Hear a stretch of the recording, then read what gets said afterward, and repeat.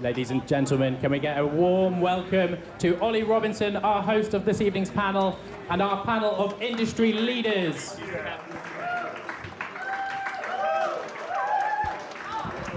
Thank you very, very much.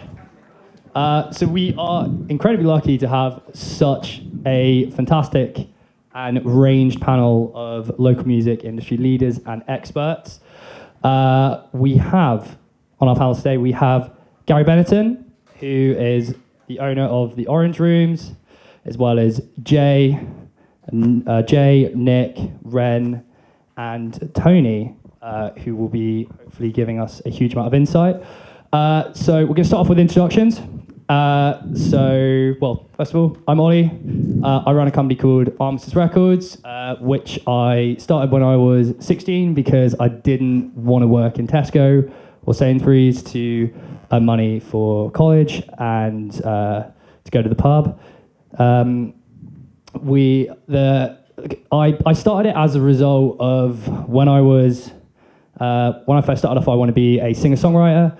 So I went to a local studio that I'd heard a lot about that was supposed to be very renowned, and I went down, and unfortunately wasn't given a very good service, wasn't taken particularly good care of, and was sort of just rushed through, thrown out the other end, and then ended up with a product that I'd kind of spent all my money that I'd put together and saved for it, for something that didn't come out anywhere near as I'd been promised or had hoped to. I think a lot of people do forget this, that when you're working with people's music and kind of creative products, you're not just servicing a car, it's someone's art, and it requires a lot of care and a lot of attention. And I sort of thought, well, I might as well just have a crack at doing it myself, and the company's kind of blossomed and grown from there. But that's kind of my position here. But so to start with, I'd like to introduce Gary. Gary, if you'd just like to give an introduction about yourself, your career, and what you do now, and how you found your way here. Thank you for the introduction, and thank you, Robin, Maddie, and Ollie, for obviously putting this great event on, and thank you for the panel to join me. I started kind of in the music industry when I was about 18 years old. I was actually at Solent University as a student, but not a very good one, and I became effectively a promoter. I used to sell tickets to the people on my course. I then got into DJing. I then bought my sort of first bricks and mortar business, which was the Orange Rooms. I owned Switch for a bit. I own a club in Bournemouth called Halo. And I have a little record label called High Tide Recordings, which is quite an electronic. I won't buy any of it, but it's a good label. And that's it, really. I've got a lot of experience in the event industry. I do stuff like Oktoberfest in Southampton, and various bits and pieces. I'm on the Southampton City Council's Nighttime Economy Steering Group. I'm Vice Chairman of the Southampton Licensing Link, which is effectively a radio communication system between venue and city. That's probably it, really. I'm actually from Portsmouth, which is a terrible thing to say, but I lived in Southampton. but I've lived in Southampton for 30 years, and I'm a Saints fan. So there we go. So that's me. Don't kill me.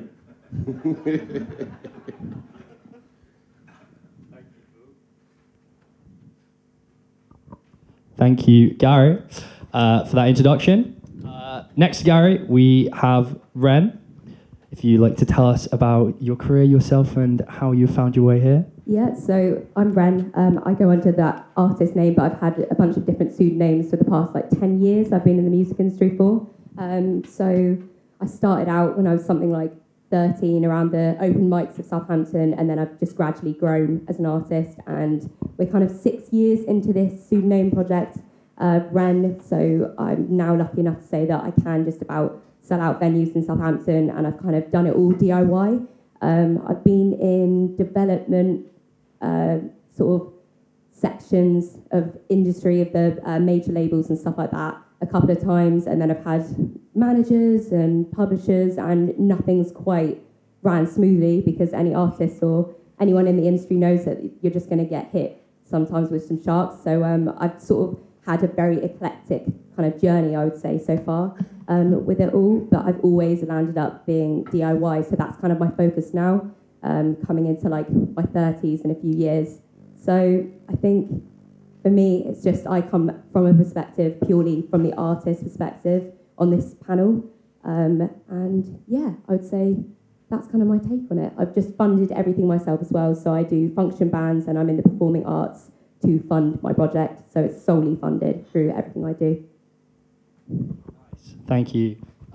Yeah, I must say I'm particularly excited to have you on and Nick as well, as I'm quite a big fan of both your bands and your music. So it's great to have you guys on.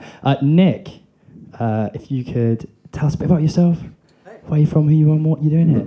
Is the sing on? Hello. Yeah, hi.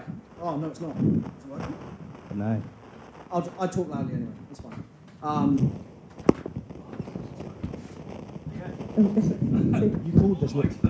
You called this literally 2 minutes ago. Is this thing on as well? Yeah, okay. Hey, I'm Nick. What's good? I drummed in a band called Our Hollow Home, which was a Southampton-based project, and I did this off the back of working in loads of other small, shitty bands, and then found one that actually went on and did something, which was pretty cool. I literally had the dream of like running a recording studio when I wasn't on tour. So when I toured with Hollow, I'd come home and record bands, and found that a lot of artists were coming into the studio with the same kind of thing as you. They would go in the studio, they'd have a song, they'd work on it, and I'd say, well, how are you going to release your music? And they kind of shrugged, because there was nothing out there for them telling them how to do it. So my band was completely kind of self-made at the time. We didn't work with a record label, we had one manager who was working in Southampton, but he was like a close friend who did some other stuff within the industry, again, locally. So I'd learnt a lot about branding and marketing with Hollow, and at the time I kind of knew how to do that for other bands too. So when I came back off tour, I'd work with other artists, and I'd kind of work in the studio to like brand and market them, and kind of do an artist development package to get them kind of bigger on Spotify.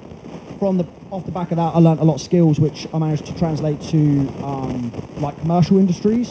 And in 2020, when COVID did happen, and as you said earlier, crushed the music industry, I was very, very fortunate to have quite a couple of artists who still supported me through that. And I was able to then translate a lot of those skills into the commercial world and take a lot of branding and marketing skills from music into that and translate them. So that's kind of what I do now. It's now flipped to be a bit 80-20, where I work a lot with commercial industries, but still with a lot of bands. I'm no longer with Our Hollow Home, but I'm in a different project which is building at the moment. So yeah, that's me. Hey.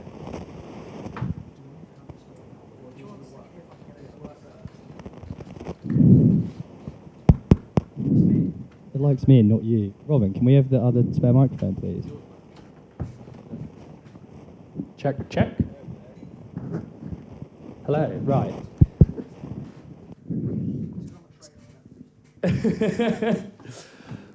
Jay, very nice to have you here. Could you tell us a bit about yourself, how you're here and what you do? Hi everyone, I'm Jay.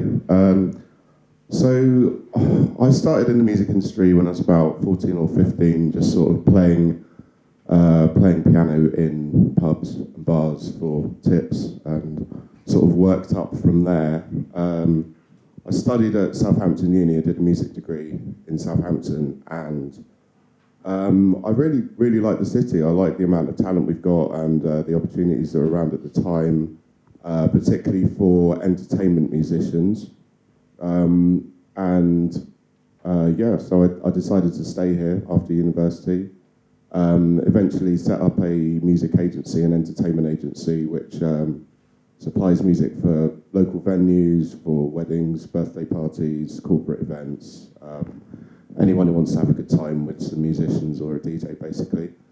And also during that time, I got into running various open mics and jam sessions, which I still do all over town in various different venues. And I've also worked in a few other areas as a lecturer, as a session musician, and I I do work as an original artist as well, occasionally when I have time, and run a jazz project. So yeah, just a bit of a cauldron of different things, really.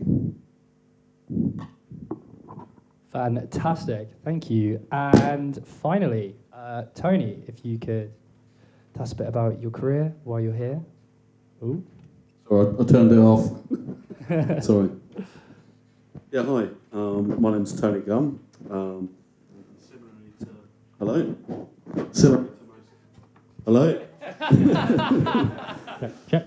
Similarly to most of the panel here, I started with an interest in music quite young, buying records, going to the gigs, got involved in the rave scene. Yeah, that's how old me and Gary are.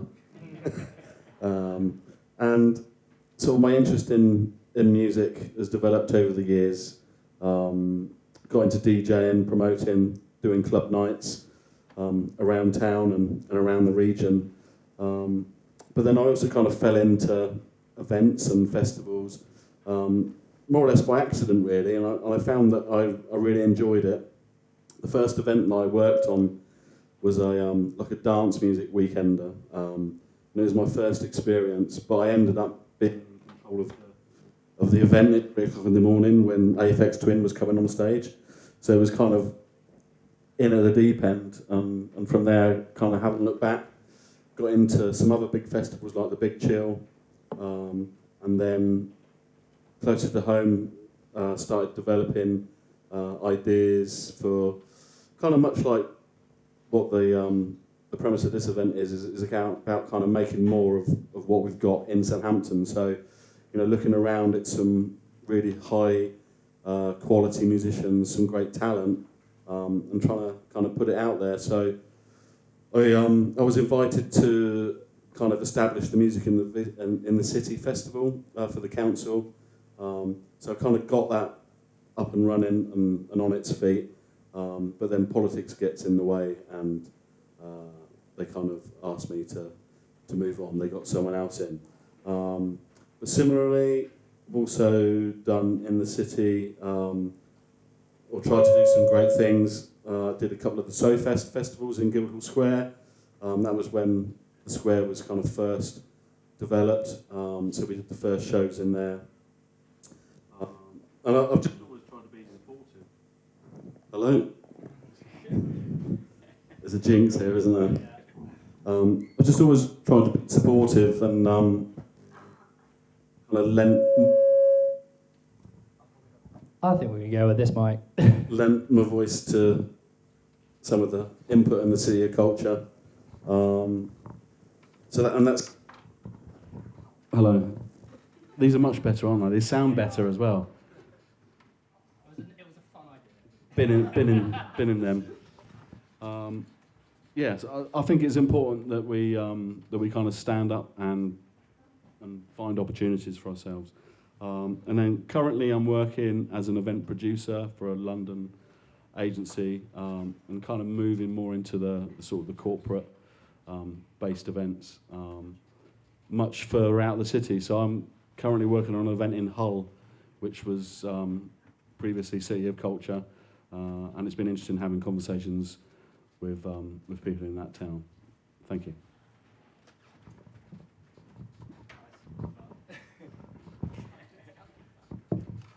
Wonderful. Well, thank you very much, Tony. So what I'm going to do is I have a few questions here, which I am going to just start by asking one of you in particular, and then it'll be great if we could hear your thoughts on it, and then when you're ready to just pass that question on to one of the other panelists, and then each one will be aimed at a different person, so they should all move around quite nicely. So first question is, which I'm going to field at Gary, is what is missing in the Southampton industry?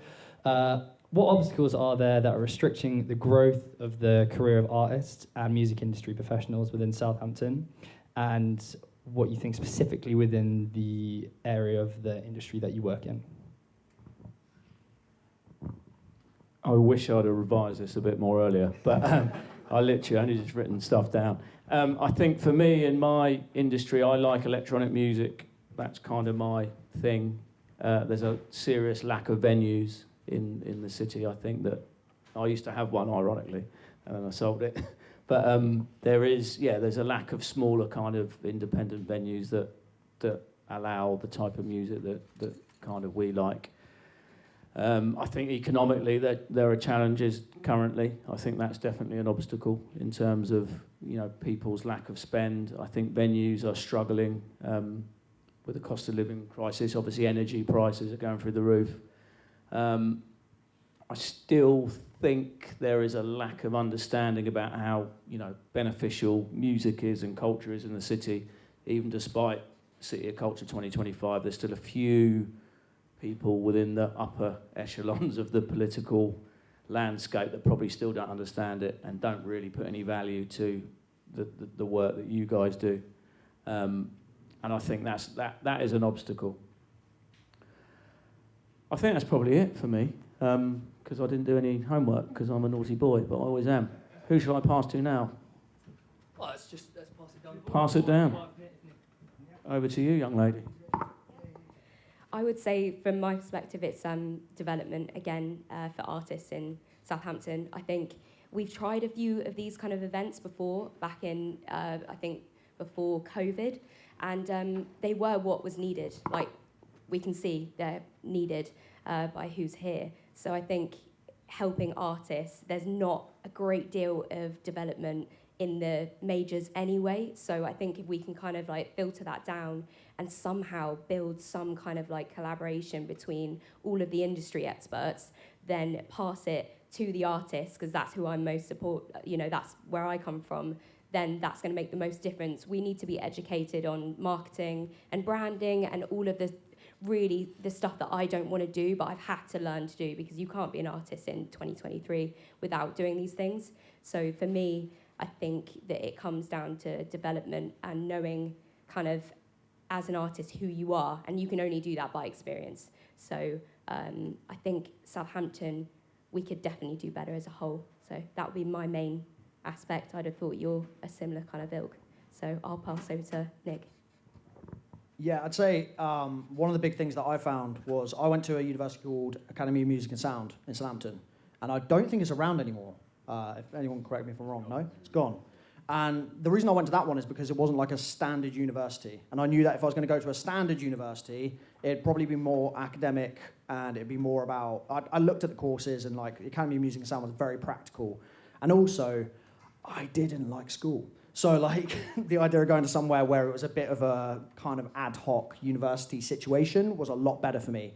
But backing up exactly what you said, the biggest problem with Academy was the curriculum was really bad, but the positives of it was the networking was incredible. So I actually met Jay from Academy of Music and Sound, which broadened my network just from meeting somebody like Jay who knows everybody. So going off the back of that, I feel like Southampton needs a new kind of creative hub specifically for artists or for creatives to be able to turn up to, where you are able to meet people like people on the panel here. And, this right here is actually the solution in my eyes, what you've done already tonight. So bringing in a network of people together where we can actually have discussions about what we can do to improve is a great thing to do. And then off the back of that, we create action, and then off action, you actually create growth. So for me, that's kind of where I feel like it needs to go, if I'm honest.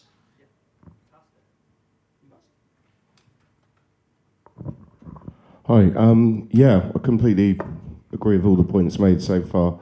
One thing I think is I found missing is there's a lack of knowledge among the general public and people interested in music of like the quite comprehensive listings of events that are available already, and I keep meeting people who want to start one up.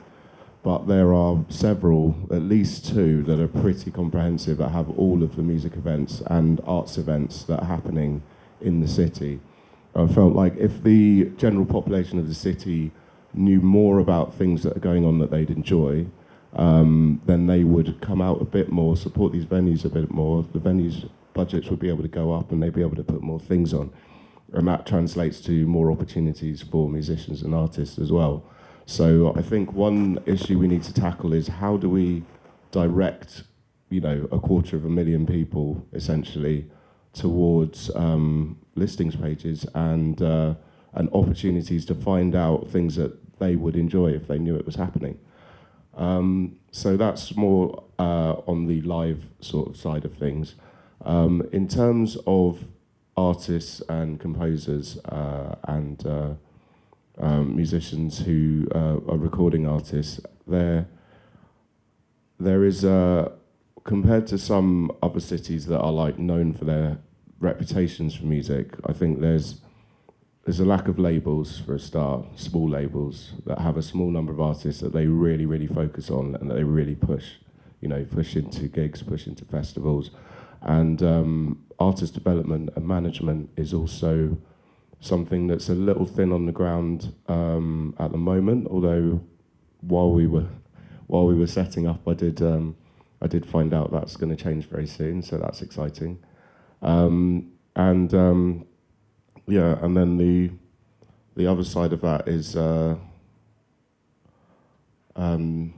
was the other side of that? Heads or tails, mate? I had that was a 3-part point. What was the other? I should have made notes really. So labels, artist development agencies, managers. That was it. Promoters. There is a chronic lack of promoters in the city, and it's not always been that way. I've been here for 17 years, and at one point, literally everybody you met in every smoking area of every bar was a promoter. But obviously with the pandemic and everything, and the industry sort of disappearing for a couple of years, a lot of people that were in that industry or were thinking of going into that line of work went in different directions. A lot of people that were doing it moved away. There's very few people who are working solely as promoters in the city, if any.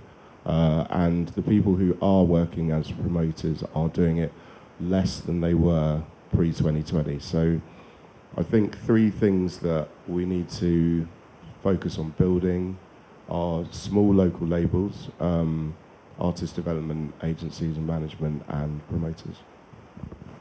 I must say that I very much agree with you on the point of ensuring that people know about the things that are happening. I mean, the amount of some of the best gigs, I know from my own experience, the best gigs in my life, and some of my favourite artists like that I have ever seen have been small level artists in small venues that either in this city or in another city that myself and my friends have just ambled into and have come across these amazing venues, amazing sites, amazing people. And if we hadn't have just happened to have walked in, we would not have known that they had existed. And I brought so many of my friends who'd never been to gigs before into a small level concert for the first time, and every single Saturday there's now like a progressively growing group chat of all of us, which is just getting bigger and bigger with all these people that we find. And I've just very much agree with you on that point. Tony, what do you think is missing? I think, very similar to what's already been said. There's definitely a lack of progression for musicians or for artists of any genre. The venues have really diminished in the last 10 years. When I was growing up, every pub would have music going on, in the sort of the late 80s through the 90s. Any pub you'd go in on a Friday and Saturday night had music. Probably more than half the pubs in the city have disappeared. So those opportunities have gone for a start. But I think the lack of progression for bands coming through, or DJs, producers, where they're not getting the opportunity to support bigger acts, I think that's quite crucial. I mean, since Live Nation have been at the Guildhall, how many bands do you hear of that get to support someone on tour. You know, it just doesn't happen anymore. I think that's a massive thing that's missing. I also think there's like an apathy around live music for young people. I was quizzing. This is like during the research for City of Culture stuff. I was quizzing youngsters about why they don't go to gigs, and it just doesn't really figure for them. They're more interested in festivals. I mean, I don't think, you know, it's not everyone, but I was just trying to get to the bottom of why people aren't going to stuff. People kind of stopped going clubbing as well. Whether or not, I think that was pre-COVID rather than because of COVID, but there's definitely been like a downhill trend. But Southampton's one of those places that goes in cycles. And if you look back, let's say pre-Second World War, there's definite cycle periods over sort of each 10, 15, 20 years where there's been different music trends, you know, pubs come and go. The rise of the cruise ships played a huge part in the Southampton music scene because a lot of jobby musicians would get work on the, no, not the cruise ships, I mean the liners, you know, like the transatlantic liners and ships going across the world, you know, into Commonwealth countries, you know, the empire stuff. So, you know, there's kind of been a massive decline since that period. When you look at the sort of the 70s and 80s, there was a huge amount of rock bands in the city. There was a big reggae thing going on with the Ebony Rockers, you know, highly successful band. And people kind of took more chances on doing stuff. I think that's kind of lacking as well nowadays. Whether or not that's down to money or know-how, and they're probably the kind of things that we can help change. And, you know, a bit of knowledge, a bit of shared knowledge goes a long way. And I think everyone up here would be prepared to share that knowledge and to help others to kind of achieve their goals. I think, sorry, glasses. So old I'm getting. Yeah, what's missing? Outdoor events, festivals. Yes, very much. You know, some of us have tried to do stuff, and you kind of you go down a certain path with people, and they say, "Oh yeah, we're going to back this, and we're going to do this," and then you do it, and they go, "Oh, well, actually, no, we don't want to put that sort of money into it." You know, politicians come and go, agendas change. But, you know, putting on a festival, I mean, Gary will tell you, he's looked at stuff. It's a huge gamble with a lot of money. And that risk for local promoters is a big one to take. It's all right for the multinationals, you know, the AEGs and the Live Nations, where, you know, they've got the money and the resources and they can book the big acts, but there's no guarantees in this game, and that's, you know, that's what it boils down to. I think I take my hat off to Victorious though, because they've done a pretty amazing job. But, you know, that was a festival that was started off by Portsmouth City Council. That was their initiative, and they backed it with some money and had some local people running it, who then ended up selling it to a bigger promoter. But that's another story. But, you know, even they're struggling to find the right sort of acts for that type of event. Anyway, on to someone else. No, well, thank you. That's, I think I saw a lot of, well, myself and a lot of other panelists up here very much in agreement with a lot of your points. I wanted to field this question at Nick to start off with. So, what opportunities are there out there as a result, you know, with the gaps from what is missing? What are you aware of in the city that is already available to artists? In your experience with your previous bands, what is there available, and how can they be assisted to help the industry grow?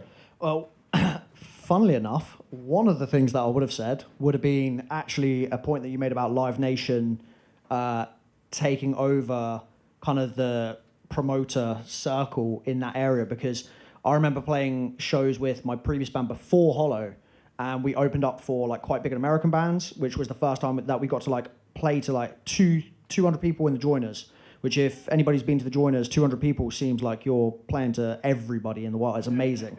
But that opportunity gave us photo opportunities, which created a bit of a supply and demand vibe online, which meant that we had photos playing in front of 200 people who weren't necessarily for us, but there were 200 fans who were for a similar genre band, who then, when people went online and searched us and saw us playing in front of 200 people, there was a bit of a, wow, have they just suddenly blown up out of nowhere? And we'd be like, yeah, 100%. So you got to kind of take the opportunities while they're there in that kind of sense. That, I know I'm obviously talking about a relic where that's a situation that currently doesn't happen. But like, the thing I'd say, opportunity-wise, is shameless self-plug. If you've got a question about social media, come and talk to me, because that is literally what my business does. And the whole thing is social media being, it's almost like a demonized tool at the moment. And that's the thing, social media is a tool. It literally doesn't really matter unless you need it as a tool. You could put it away and your life won't change. You as a person won't change. But if you bring it and use it in the correct way, you can blow up whatever you want to do. Like, and I say overnight, kind of loosely, like you can do it within a couple of years. My band, when we were pushing, we did everything off the back of social media with no label intervention. Yes, we were in a period of time where we could put some money behind, Facebook ads, and you'd get a better ROI than you get now. But the concept's still the same. TikTok is, and I get so bored talking about it because I talk about it all the time, but it is unbelievable for breaking people and breaking businesses and bands and anything you want to do. So if you're an artist or you're a promoter or you're doing anything you're doing, the opportunity for me, if someone was to say to me right now, what should you do? It would be learn how you can build online and utilize people like myself who's willing to sit down with people for an hour for a coffee and give them a strategy and be like, look, go run with it. And an example of that would be, he's not here tonight. I'm going to have a go at him for that. There's a guitarist called Jack Wood. Do you know Jack Wood? Does anybody else know Jack Wood? So he came to me and he asked me, he had 140 followers on his guitar page on Instagram. I'm digressing a bit, but I promise this has some value. He had 140 followers on his guitar page, and this was back in 2020, I think. And I just said to him, he said, look, how do I grow? I said, honestly, it is all about being social on social media, so networking, just being a person. So I said, what I want you to do is every single day, go find 10 people who also play guitar or are interacting with guitar pages. I want you to follow every single 10, every single one of them. Like some of their photos. I said, like the ones you actually like. Don't just like them for no reason. I said, and then comment on some of the stuff. Don't just put an emoji. Put actually something that shows you're interacting and build a connection, build some form of network. He did this for a whole year and he built up to 10,000 followers on Instagram. He then came back to me and he said, all right, Nick, what shall I do? I said, cool, do 100 a day. And he kind of looked at me like, bro. So he did it though. And he's now at somewhere like 70,000 followers. But the big important part of this, because followers don't really matter in that sense, he monetized his situation and now teaches guitar online full time, as well as has then a Patreon where he can do other guitar services, which means that as a musician, he has now created a career off the back of social media. And honestly, that is how my band did everything to where we got to. It's just exposure. Now, I know that's kind of sacrilegious to kind of the stuff that you guys would have done, which would have been turn up to shows and support artists. And I very much believe in that too. Like I said, some of the things that I've got written down here, and I know this is obviously not an opportunity kind of thing, but promoters should kind of be, like if you're a promoter in the room, you should ideally be a marketer. So you should kind of look to skill stack your marketing abilities, but also there should be a situation where you can go to a venue. So stuff like you said, there used to be billions of promoters. Every time you talk to someone, they'd say, "Oh, I've got a promotion company," and you'd be like, "Yeah, of course you do." But it was almost a running joke, but it's almost gone backwards now. So if you are a promoter, the thing, opportunity-wise, that I feel there should be is if you go to a venue, so say somewhere like here, a promoter should, if they're serious, they've got a business, they're trying to actually build a musician up. I feel like promoters should have a little bit of a discount on, say, a venue hire, because the whole point is they're going to bring in as many people as possible and, fund the venue from behind the bar and so on and so forth. So just super quick recap. Social media is amazing for blowing people up. Second thing is promoters should be given a little bit more leeway in the industry for what they can do in and around with venues and so on and so forth. It's a bit of a chicken and an egg. Does the promoter bring in loads of people and then they get, noticed within a venue, or does the venue give a promoter a chance with a slight discount to get them, to actually warrant doing things, and then thus they bring in fans? So, fantastic. Yeah, feel free to pass that. Sorry, that was should we pass that this way on to Ren and Gary? Cool. Opportunity-wise, I just nicked your spot. I'm going to give it to you. No, your opportunity was mine. I think, just going on to what Nick said, I think there's a lot of venues out there that would probably help. I think it's just a case of, opening the front doors and being open to collaborate. Jonathan will know, and probably Tony. I'm always up for trying things and giving it a go, and it doesn't mean you have to rent the venue. But obviously there has to be a commercial element to that, and you need to take bar revenue because venues are expensive to open. But I think that's a very good point. Come in, do events. Orange Rooms is always available for free, but not on a Friday and Saturday night. That's where we take a lot of money. But back over to you, young lady. All right.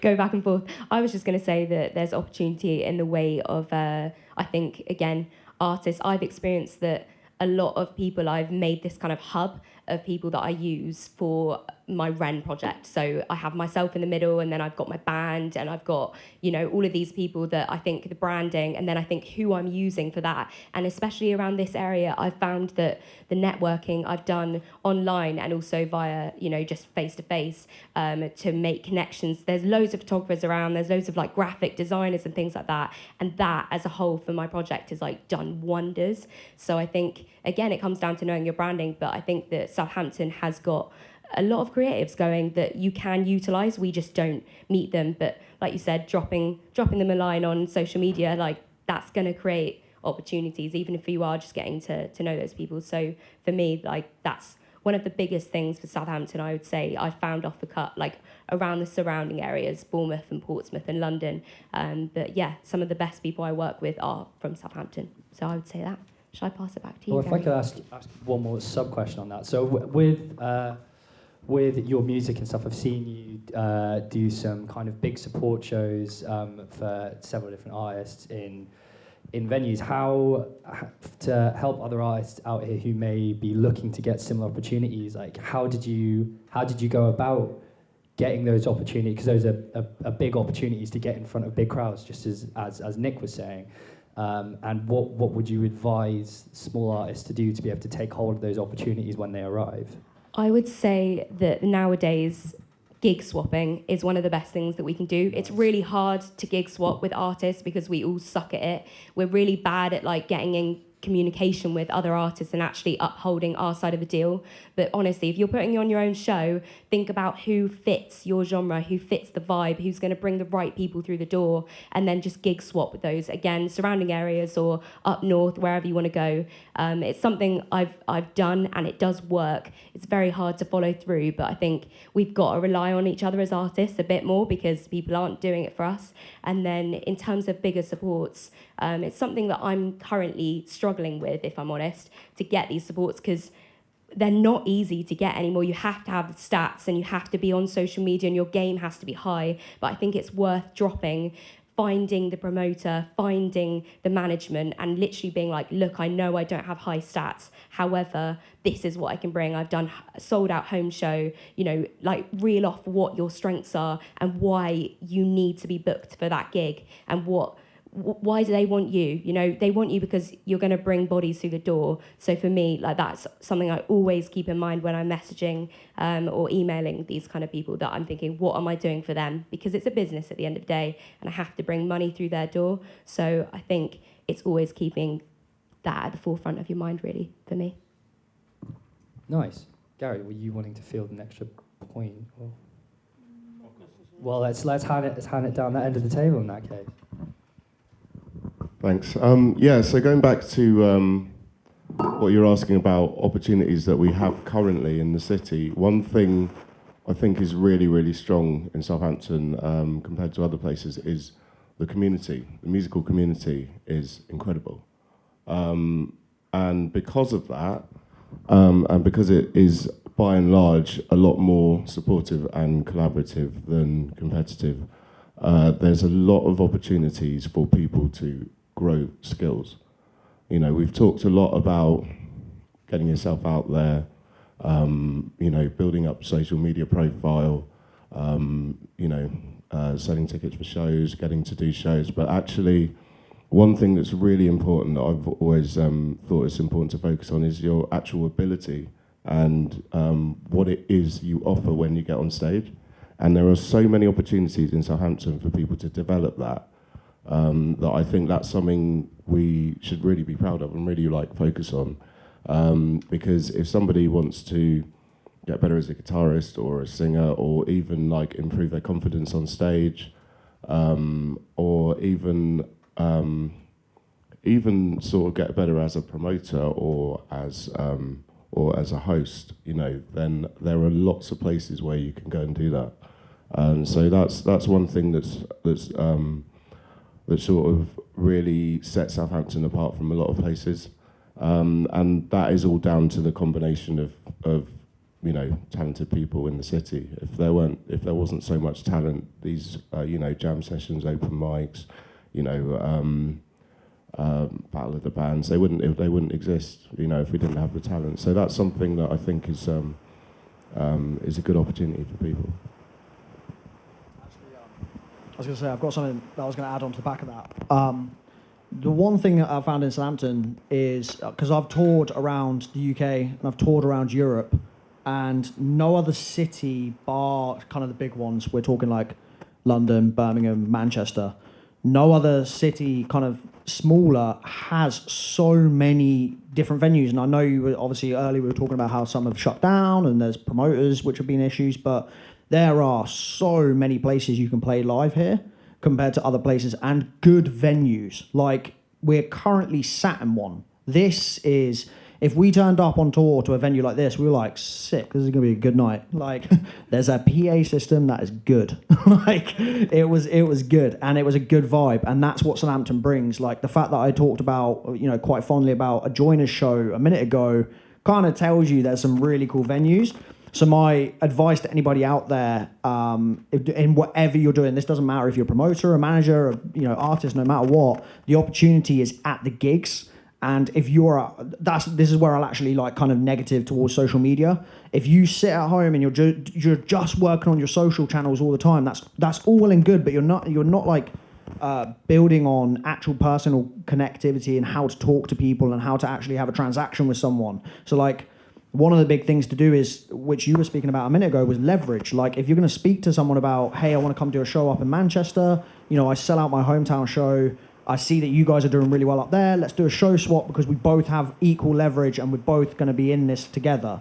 So go to shows is kind of what I was going to say. If that's the opportunity that Southampton has over so many other cities in the UK, is there's so many different, like, versatility in shows as well. Like, there's a huge metal scene here. There's a massive rock scene. There's loads to do. There's loads of different like genres, as everybody up here knows. And that's the one thing I'd say is go to shows, get better at networking, and actually, like Jay said, there are so many nice people in Southampton. If you saw me at a show, for instance, and approached me and said, "Hey, how's it going? I saw you do this talk at the panel, and I need some social media advice, or I need some advice on marketing," I'm going to tell you it there and then. It's the same as if you talk to Jay and you say, "Hey, I'm trying to work on, you know, my instrument, what are some of the best techniques you can give me, or who can I get in touch with regard?" He's not going to be like, "Yeah, I don't know who you are, go away." Like, he's going to tell you, and everybody up here is, the whole reason everybody, like Ollie is from Southampton, and he has literally put this on with his team to do this. So like, go to shows is what I'm saying. It's a massive thing for networking.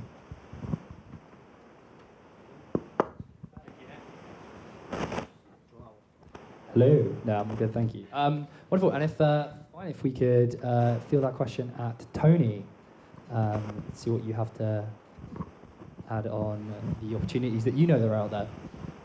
Did I miss how did we grow? No, I've just switched Did up you to question 3. Oh, right, That's okay. coming up. I wanted to Nearly there. all right, but do the opportunities. But just kind of step back to what you were saying. I think there's an important point there about audience development and understanding audiences in the city. I think there's a huge distinction within different groups in Southampton. Obviously, there's quite a large student population with fairly disposable income. It's probably it's got less and less in recent years. But also from sort of the local communities where a lot of people tend to work in trades. They won't generally go out to a gig middle of the week. They go out on a Friday and Saturday to enjoy themselves. There's also distinct markets within there, sort of the types of music that people are into. I mean, you're seeing that a lot of the venues, there's quite a lot of tribute band type lineups in certain places. I think the Engine Rooms has done quite well in recent past in developing new types of bands. They're doing some massive dance events, and they're selling out big drum and bass events. I think there's 800 people in there, maybe. But yeah, I think it's always worth kind of understanding what the situation is in a city and the types of audience that there are out there. But then opportunities. Let's just move to that. I think the biggest opportunity that's been touched on is meeting other people and having conversations and seeing where things take you. I think that's probably how we've all got to where we've got to. By opening doors ourselves, taking risks. If there's one thing I could say to anyone in Southampton wanting to make it in the music industry or associated art forms, is do it yourself. That is the biggest thing. You've got to do it yourself, because don't wait for other people to give you the opportunities, because they won't happen. And if you are waiting, there's normally an agenda behind it. So get up and do it yourself. For musicians, there's all the clubs. Restaurants seem to be putting on a lot of gigs. They're probably one of the best paid gigs in town at the moment, aren't they? Yeah. But equally, we've got cruise ships, and they're always recruiting for entertainers and musicians for their house bands, and they pay serious money. So I think that's always it's a good opportunity to pursue. And I know, kind of having conversations with people at universities, particularly student population at Solent, they tend to get quite a lot of work at cruise ships and other entertainment establishments like Madden Tussauds and Disney and stuff like that. So also look outside of the city. I think it's always worthwhile trying to gain experience in another place and then transferring what you've learned back to your home. Personal development, open your eyes, meet new people. Just get out there and enjoy yourself. I think that's crucial. There we go. Yeah, I know. I think everyone on this panel will agree very much on your point of do it yourself. And I think you're making a very interesting point as well about new spaces that aren't necessarily clear-cut gig venues, such as here, like restaurants and cafes and places. Yeah. I know there's James in here from a venue called a really nice coffee shop called Edison's, which have just started doing these amazing jam nights and doing these live session recordings, which we were very fortunate to work on. Can I just jump on that? So yeah, please do. So talking about other spaces, so when I was developing music in the city, that's when we opened up the vaults and put the music in there.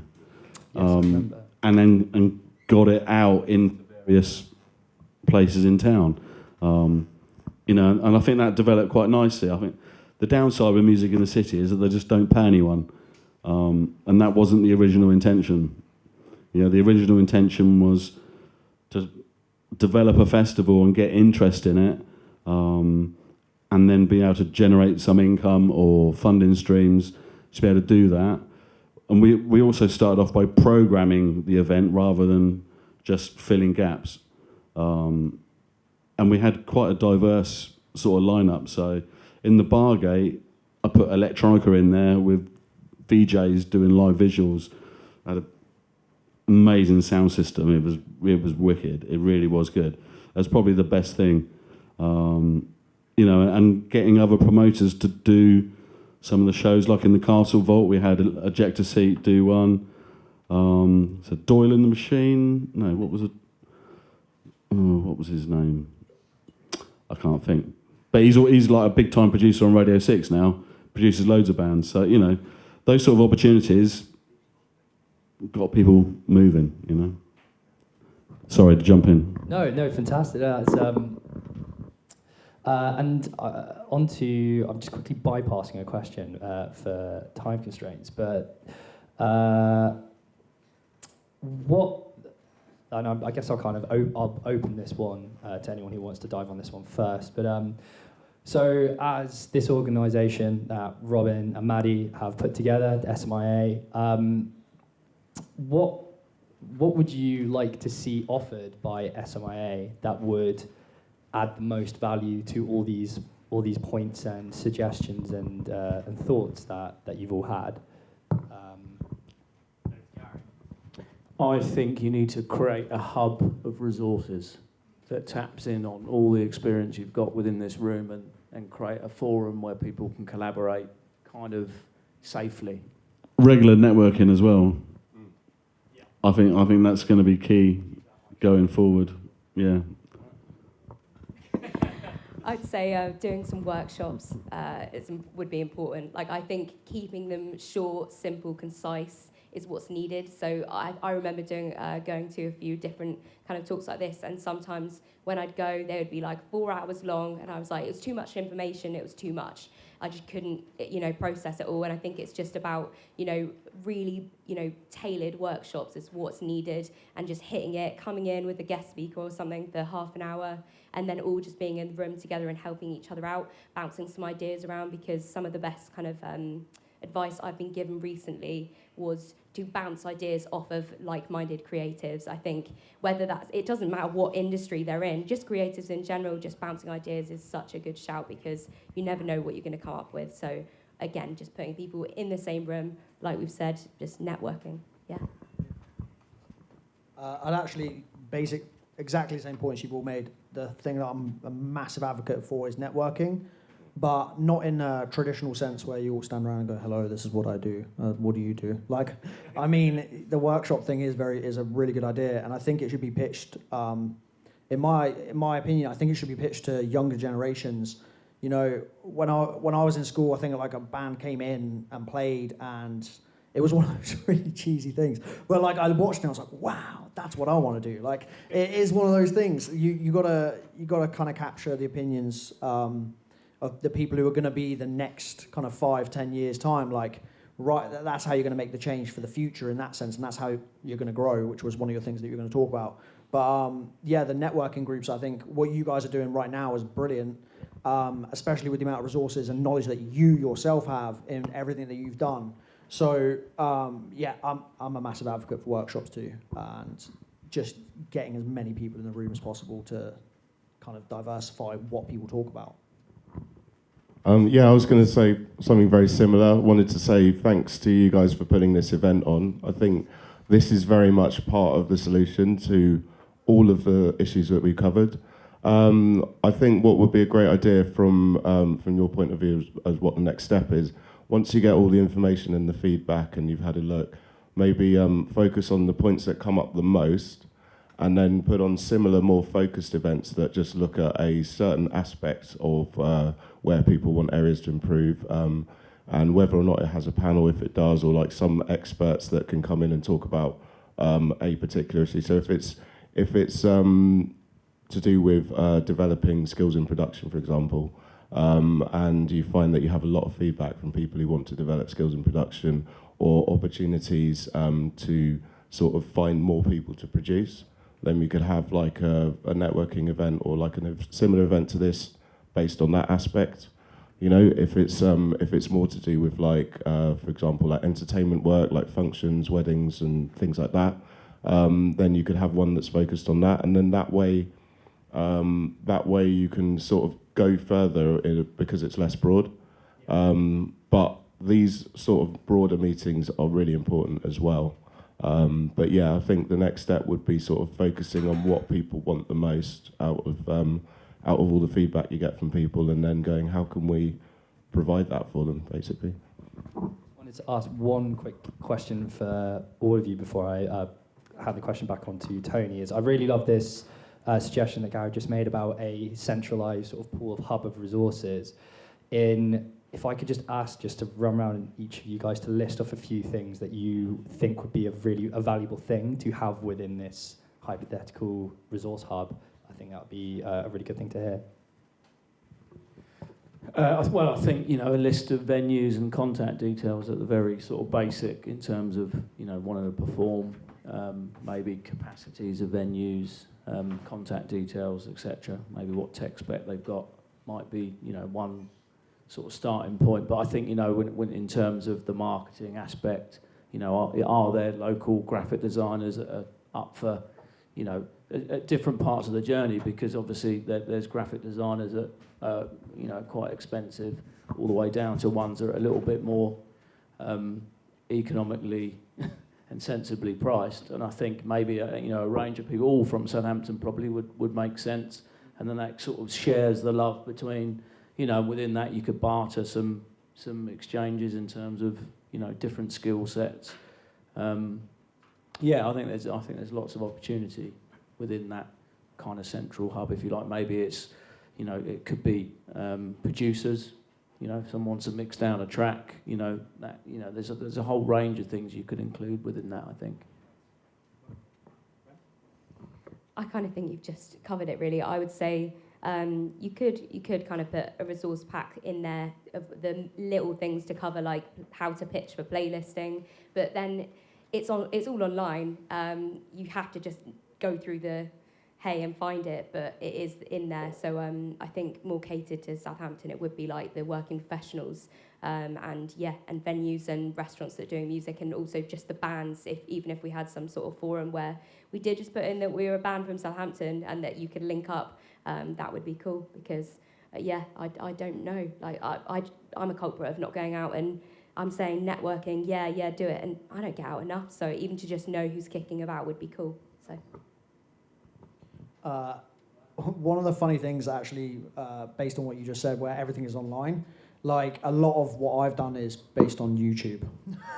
You can find out a lot of things and tailor it for yourself. Goes back to the point of do everything yourself. But I've got three things. One is masterclasses. I think one of the big things that helped me earlier in what I was doing years ago was I went to masterclasses who were drummers who were doing what I wanted to do that year.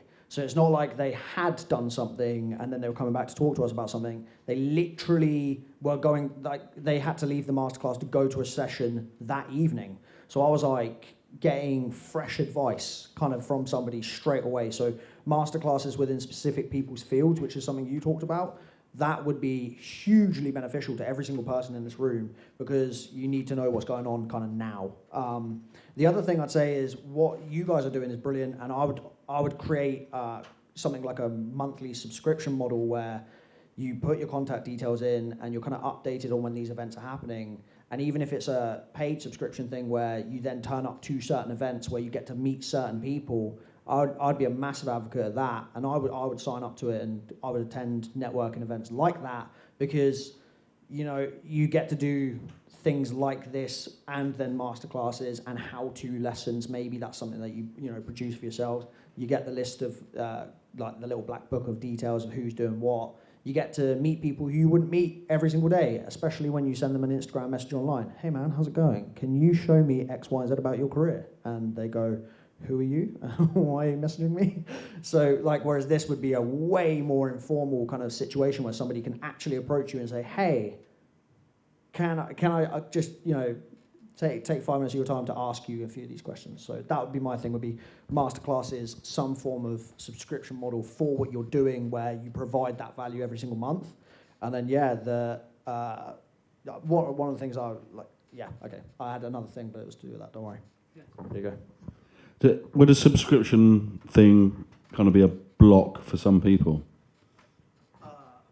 Potentially, it potentially would, but I think you can sort of, as you're doing, get feedback from people, and if it's like, if it ends up being, okay, we'll have a one-off fee for this event, but the actual general networking events like this are free, that could work. My answer to that would be, it depends how you price it. So it depends how much value you really are willing to give to the people of Southampton. Because the thing is, everybody in here, I guarantee nearly every single person in here pays a subscription of some sort. You either pay a gym subscription, nearly everybody's got a smartphone, you pay for Netflix, and then you'll pay for Disney Plus, and you'll pay for Amazon Prime. So if we're talking, will that block somebody on a subscription level? I think if you are delivered enough value, you would be more than happy to, because you know you're putting that investment in your career. And it's not like something that you're sat there going, okay, you know, I'm not talking like £100 a month subscription. I'm talking £10, £20 a month. Just in my mind, again, it depends on what value you provide for people. How do you then price it? Comes down to your marketing model, blah, blah, blah, blah, blah, blah. But the point is, that's something that I would subscribe to if I knew that I was going to find value in turning up to events where I'd meet people who would further my career. Then yeah, 100% so I'd pay that. for specialist stuff. Yeah, exactly. Like I think general networking should be a free to attend thing, because that's how you get people involved and how you start these conversations and how development begins. Yeah, fully.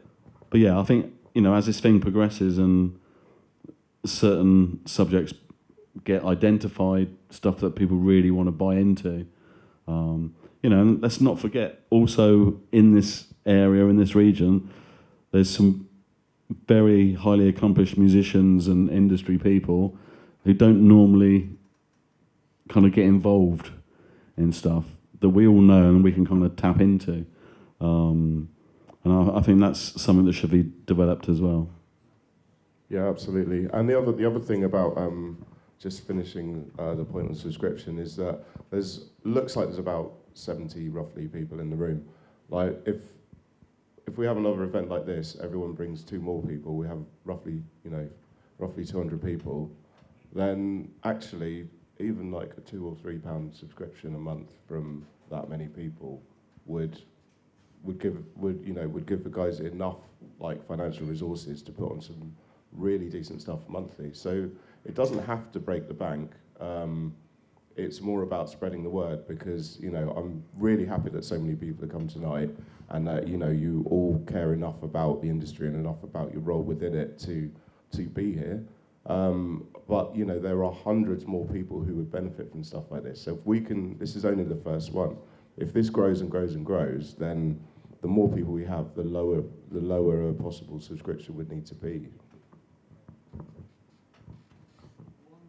So at this point, we were going to move on to a Q&A, so that's going to give you guys the opportunity to ask questions. Robin, I don't actually know how to do this bit, so you're going to have to intercept.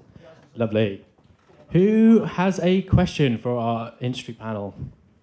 Yeah, lovely. If we can try and keep the answers for these fairly quick so that we can get as many questions in from people as possible, that would be awesome. What's your name and what's your question? Hello everyone, hi panel, I'm Kim.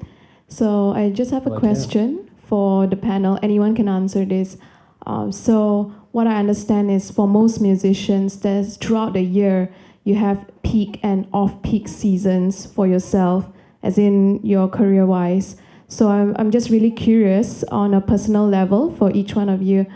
What do you do during your off-peak season? How do you supplement your income? Thank you. I would say for me personally, so like Jay, I work as a cover musician and functions artist to subsidise a lot of what I do. So for off-season, January and February, for instance, I'm looking at doing seasons out in the French Alps where their season starts and our season's completely flat. Obviously that's not for everyone, but go where the money is kind of thing. And then I would say I generally make sure that for my originals artist project, I make sure to write in that I'm going to be songwriting. That's my period to get all of the work done. That section I'm going to be songwriting. This section I'm going to be doing all the visuals for all of that whilst I'm in studio. So I map it all out my entire year so that I make use of the downtime, because I try and do my gigs in a big 3-month hit. So that's just generally how I work. But you've got to look at your entire, your financial year and think, where am I making the most money and where am I losing it? How can I sort of remain afloat over those months and whatnot? But I'll pass over to Jay because he's going to have some stuff, I'm sure. I have one tiny, super quick one. Is be a like, if you're going to be passionate about more things than just music, right? So I was a recording and mixing and mastering guy. So when I came off tour, that's what I was doing on my kind of like off seasons, is I'd record, mix and master artists. So go and follow a secondary passion that you can build up and monetize. It doesn't necessarily have to be music, and that doesn't. You got to do something you enjoy. But that would be my thing: is follow 2 passions. I was going to say something very, very similar.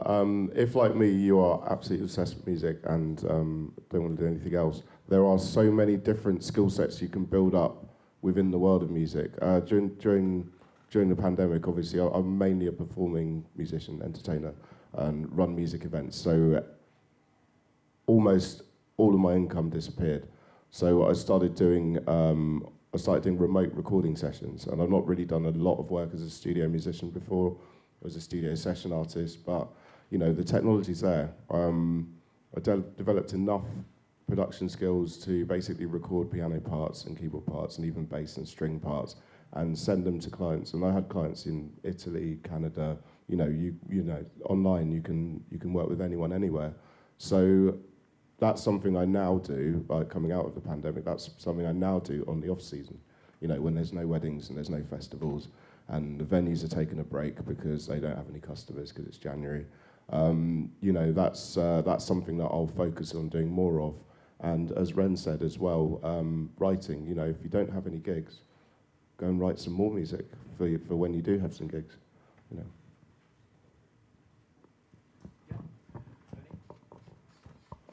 Lovely. We've got one more question at the back here. My name is Molly. I'm an upcoming artist, singer-songwriter in Southampton, and I'm doing gigs around. But it's mainly more... So with starting out, I'm kind of seeing a progress and some momentum building, but it's so overwhelming, all of the information out there and how you manage your career. And then, of course, with that comes burnout and procrastinating. So I just wondered, how do you cope with that? And what strategies do you have to stop that from happening and to manage burnout? One thing I've got is personal development, and I know that's a bit of a huge, broad, sweeping statement, but genuinely, the only way I dealt with being able to do what I needed to do was I focused on kind of mindset, and I learnt and read loads and practiced loads of different things that would help me personally develop as a person. The second thing I'd say is trust your gut. Like, if you've gotten to where you are now and you're starting to build a bit of hype, you're doing something right, and you're obviously very talented at what you're doing. So the thing that I think you mentioned earlier was do it yourself. Do what you're doing. Like, if you are killing it right now, you're going to be killing it in the next year or two with the ideas that you have pushing forward. Now is not look for support that's going to grow, but don't start looking around for, oh no, am I doing the right thing? Yeah, you're doing the right thing. If you're playing really cool shows, then yeah, of course you are. Got to be unique. Yeah, I totally agree with those points. That's some good points. But there's one thing that I've always found is that you have to make sure you're looking after yourself, because it's always possible to do more and be more and offer more and give more and and put out more and create more. But if you do find yourself burning out, make sure that you have a set time of the day where you just go, what's my favorite thing to do? I'm going to do that. And do that every day. Everything else you're doing, you'll do it better because of that. I would just say real quick that something I've found recently I do for burnout, because I get massively overwhelmed and social media isn't my best friend. I don't love being online all the time. I do a little social detox sometimes, so I will literally just take like 2 weeks where I'm off the grid. So I'll go balls to the wall with a release, and I will be on people's feed till my face is a bit annoying, and then I will just come off it for 2 weeks, which I know not everyone's wired like that, and they're like, you have to go, and Nick's totally right, like, go for it, but also just know yourself, and like Jay said, look after yourself, give yourself some time off of social media, because it's really hard work being creative and then trying to juggle all the balls. So I think I divide my year into quarters, and I just give myself 2 weeks off a year, where I'm 2 weeks off every quarter, to just be like, I'm not doing it. I'm not going online. I'm not going to pick up my guitar. I'm not going to go and record. Just give yourself some time off, because otherwise you'll just burn out, like I've done for the past 10 years, just on a cycle. So you just got to look after yourself, like Jay said. Lovely. We've got one more question over here. Hi, I'm Elliot from Pure Rehearsal Studios. I just want to give a shout out to the bands that use our facilities, whether it's Myriad or Houdini's Hand or Hollow, whoever. Can we just keep the focus on the bits that we haven't talked about? So the rehearsal spaces that enable the artists to do their wonderful things, the venues that enable the artists to actually show the public all the wonderful things that they actually do. It's not all about artist development in the city. There's all that infrastructure around it, whether it's equipment, hire, logistics, and everything else. I think it's really important we just look at everything, not just one single factor. Completely agree on that. I'm actually going to pass down to Tony. Ready, Tony? What do you want me to say?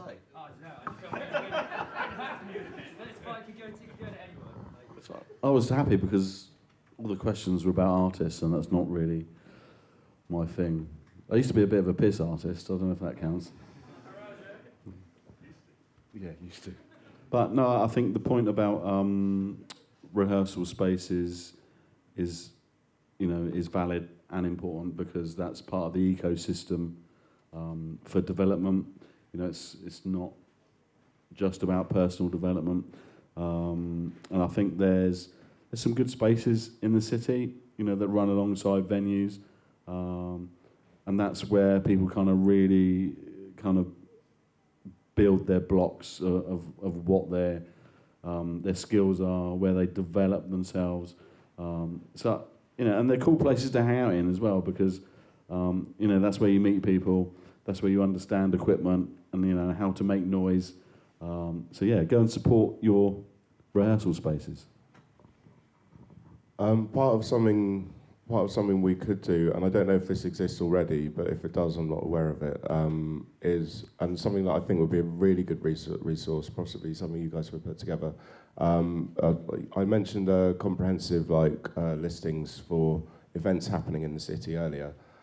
As far as I'm aware, there aren't any comprehensive lists of rehearsal spaces or sound engineering companies or equipment hire companies, or even individual sound engineers, and what equipment they come with if they have their own. And I do see on Facebook particularly these questions popping up on local forums all the time, like almost daily. People are going, where can I rehearse on this day? I've tried the one place I know and they're not free, but there's like 7 or 8 other options that they've never heard of.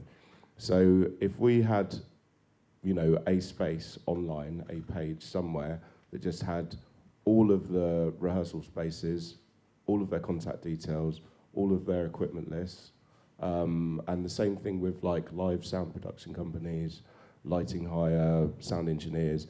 If those resources were all readily available, then say you're a promoter, you want to put something on, then you can go, okay, I'm going to need a sound engineering company.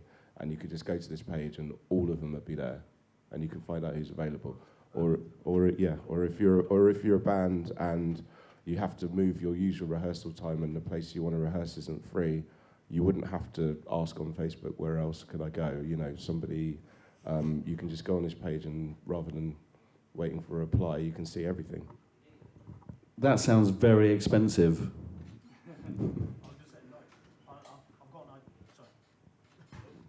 Create a directory.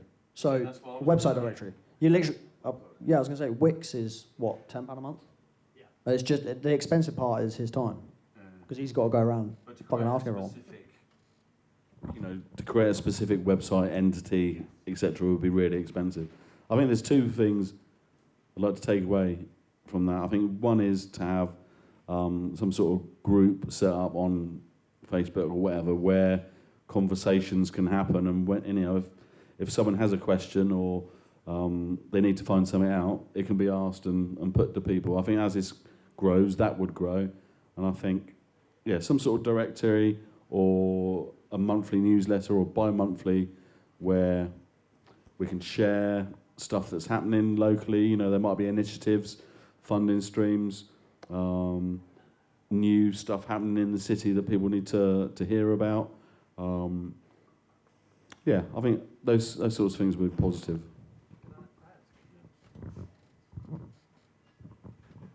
I think they just stole my hub idea, didn't they, earlier, from that? The same thing. That was my hub idea, wasn't it? I actually brought something to the table. One thing I'd actually just like to add to that is that, so one of the other things that I do alongside running Armistice Records is I also manage the Loft. And this is one of my favourite venues in the city, but one thing that, based off what you were saying, that I'd really like to see is more communication between the venues within the city, and that's not just gig venues, because, like, on the same token what I was saying earlier about walking into gigs before that I never knew were happening and seeing people that I never knew were there, I quite often on the daily, like the Art House the other day, discovered that for the first time, and I've walked past it like to work almost every day. There are new places to that I come across, and I think and there will be lots of other people in that sort of position, and I think it would be great if there were more communication between venues, so that venues, because we're a gig venue, so we have tons of bands through, so we'd be very happy to be able to go, right, well, you know, because bands, they need to play gigs, but they need places to rehearse. So we'd be very keen to be able to create some kind of connection and be able to, some synchronicity, to be able to pass around all venues, being like, look, there's a load of bands, they want to do rehearsals. As a gig venue, like a new gig venue wants to start, they need an audio supplier, they're going to need electricians, they're going to need bar staff. Like, this doesn't necessarily equate to just artists and music professionals. There's a huge hospitality element to the music industry as well, which I think also needs to be brought into that, because that's a brilliant way for venues and other places to earn money through. But yeah, that's something which I think might be quite good. Does anyone else have anything to add on that question before we wrap up? No? I think we have time for one more question. One more? Yeah. Cool.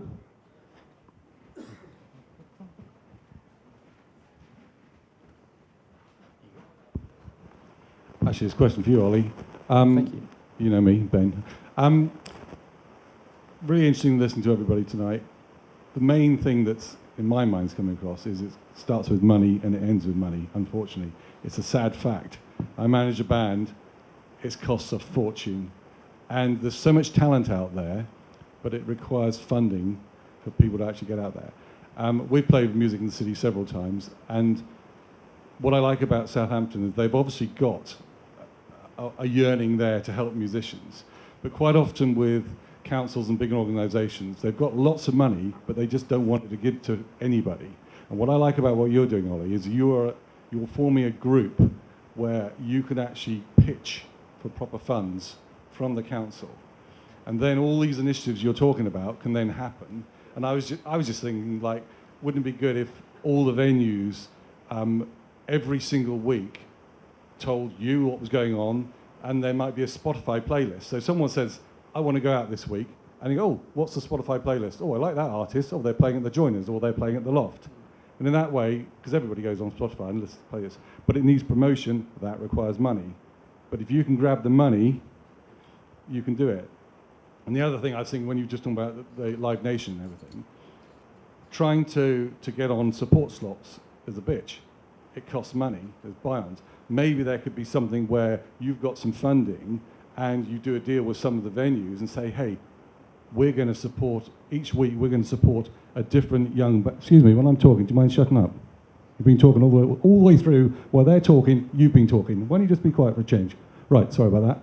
Now, what I'm saying is, why don't you have something where you promote an unknown band, and so when a big band comes to Southampton, you almost do the buy-on for them. Yeah, I think that's something, a couple of those points that you touched on there have kind of we're happy to say are actually already in process. There will be after this event some information going around because the music will be playing all the way through when you arrived, and also like after during the network session, they're all local music, all bands from around here. So please keep your Shazams out and kind of follow up on that. But we have got some playlists in the making, which we'll be able to start to access that. But I think that's important for what I think kind of what you might be looking towards there is some kind of bigger collaborative playlist or something. I refer to playlisting just as like an example. But I think, definitely to be able to get as you were saying about the ability to pitch, I think in order to make a pitch and a pitch that works, it needs to have power behind it, and it needs to have a proof of concept to some extent for someone to look at it and go, oh yeah, that's like something which is gonna earn money and actually deliver a return on investment. Does anyone else have anything to add? Oh, sorry. Actually, that's a very good point. Actually, Amy, did you have something you wanted to ask? Hi, I'm Amy. I am a local DJ. I'm also the vice president of a collective called Semsu. We're essentially the DJ society from Unio, but we've also branched out to Solent as well. And we just want to bring like a lot of really cool underground music to the city. So a few months ago, we went to a similar talk that was held at the gallery. And it was a lot of people from the council that I don't think had really worked in the industry much. And they talked about a lot of things that they wanted to do. But when we approached them and asked how we could actually get involved, they just told us to go on the website, and we were kind of sent on a wild goose chase. With Semsu, we don't just want to put on events, we want to like really educate people about electronic music and just dance music in the city. So how do you think we could go about becoming more culturally significant in Southampton? Gary. Hello, Amy. How are you? Very good, thank you. That's a really difficult one, and I think that was kind of what I was alluding to at the beginning. I think there's still a lot of people higher up the food chain that don't quite understand music, whether it's live bands or particularly electronic music. And I think, we've just got to keep, forums like this, as a whole, I think, is if we all get together, support each other and become a more power, everything's about politics in this day and age. So I think the more power you've got as an organisation, i.e. with membership, the more members you get here, the more power you're going to have and more sway you're going to have with the powers above. In terms of electronic music, you just got to keep plugging. It's very difficult, particularly at the moment. It's quite a tough scene for electronic stuff at the moment, I would say. Does that help, Amy? I don't think I've answered your question at all, have I? Wonderful. I think we have like a couple of minutes if anyone else wants to add anything to Amy's question. Sweet. Tone?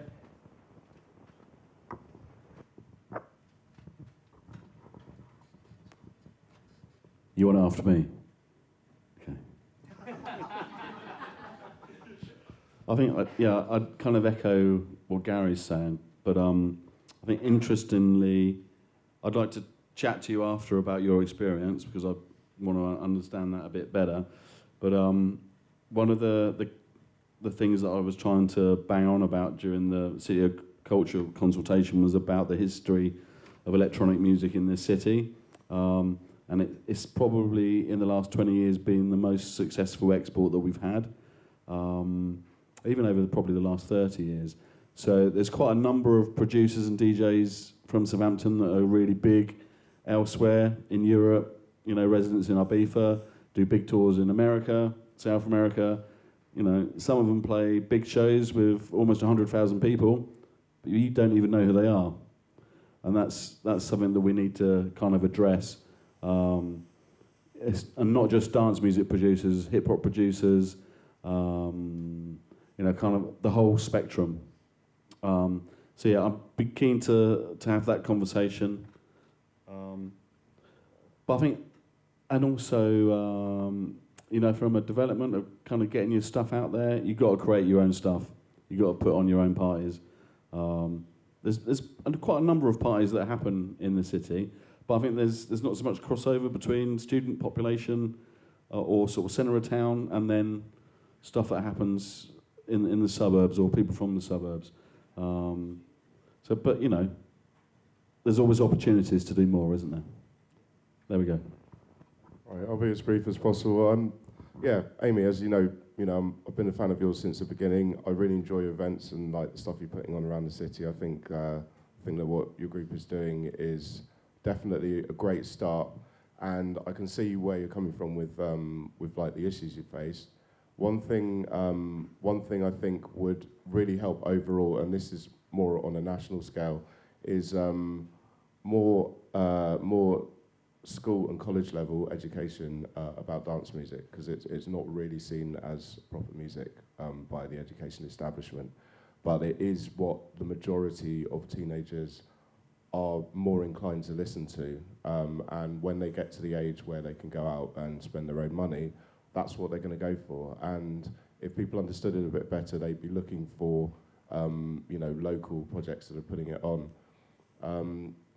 So yeah, finding some way to get a foot in the door of involving your group with education would be absolutely wonderful. Even if it was like we were saying about workshops earlier, if we had something open where anyone who's interested in dance music, whether they just want to go and dance to it, or whether they want to be a producer or a performing DJ, or if they're a drum and bass MC, for example, a networking event with like a masterclass or workshop like we touched on earlier, that would be a really good way to firstly build a fan base of people that are interested in what you're doing and would be more likely to come to the events, but also it would help to grow the skill set of the community as a whole.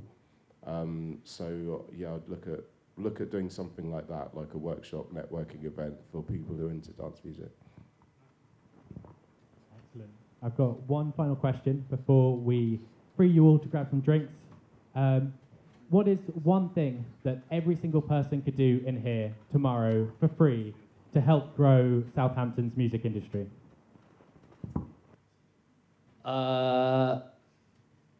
Offer a discount for SMIA members and people associated with SMIA for all my company's recording, production services,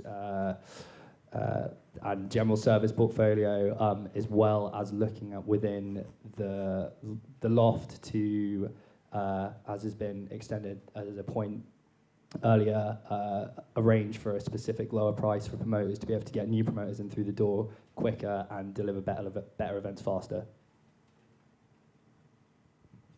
I have no idea what to say. I think, yeah, just, from a personal point of view, I'll make myself available for anyone who wants to talk. I'm a wise old fucker, really wise and old, and I've been through a few things, but yeah, so my door is open at any time. I would say reach out to 3 people tomorrow on social media who are Southampton based that you've met tonight. Just 3 people, and then network away. Do that, that's free.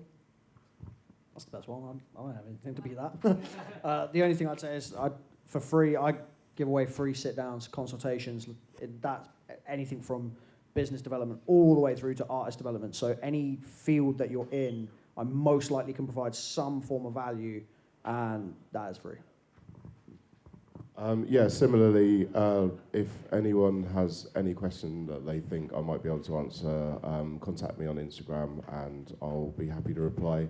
I run a lot of jam sessions and open mic events, which are a really good opportunity to not only grow as a performer, but also to make the kind of connections that you need in order to succeed in the industry, really. I would say all of the biggest opportunities that I've had in my life have been because, when I go right back down to it, they've been because of somebody I had a conversation with, either at a jam session, an open mic, or a gig. And literally, I can't even think of any like career highlight that didn't involve a conversation with somebody at a live music event, that didn't stem from that. So really, go to live music events and have conversations. What was the question again? What is one thing we can all do tomorrow for free to help grow the Southampton music industry? Stop playing for free.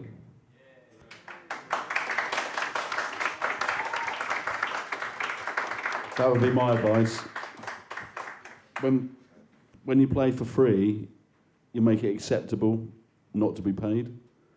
And I think businesses and certain places kind of accept that and use that to their advantage. If there was sort of a more level playing field, I know it's not always easy for businesses to pay decent money for musicians, but you know, if they want you that bad, then there should be a reward. I'll leave it at that.